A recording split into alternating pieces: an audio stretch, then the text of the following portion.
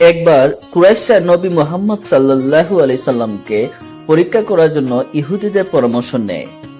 ইহুদিরা বলল, তাকে 3টি প্রশ্ন করো। যদি তিনি উত্তর দিতে পারেন তাহলে তিনি সত্য নবী, যদি না পারেন তবে তিনি মিথ্যা বলছেন।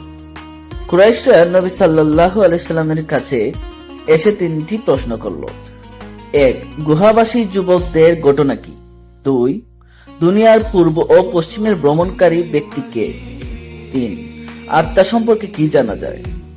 নবী করিম সাল্লাল্লাহু আলাইহি ওয়াসাল্লাম বলেছেন, আমি কাল তোমাদের উত্তর দেব।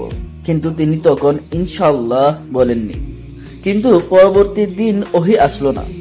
একদিন গেল, 2 দিন গেল, পুরো 15 দিন ওহী আসলো না। নবী সাল্লাল্লাহু আলাইহি ওয়াসাল্লাম চিন্তিত হয়ে পড়লেন। কুরাইশরা মশকরা করতে লাগলো, তোমার আল্লাহ তো তোমার সাথে কথা বলছেন না। নবী সাল্লাল্লাহু আলাইহি ওয়াসাল্লাম দুশ্চিন্তাগ্রস্ত অপেক্ষা করছেন ওহীর জন্য। অবশেষে আল্লাহ তাআলা ওহী পাঠালেন, আর তাতে তিনি নবীকে শিক্ষা দিলেন।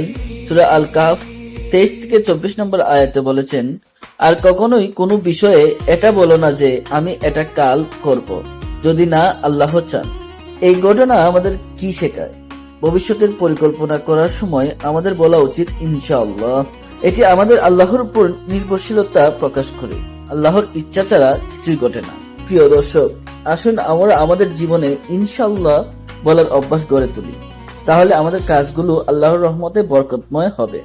ভিডিও ভালো লাগলে শেয়ার করুন, কমেন্টে লিখুন আপনি কি আগে থেকে ইনশাআল্লাহ বলার অভ্যাস করেছেন। আসসালামু আলাইকুম ওয়া রাহমাতুল্লাহ।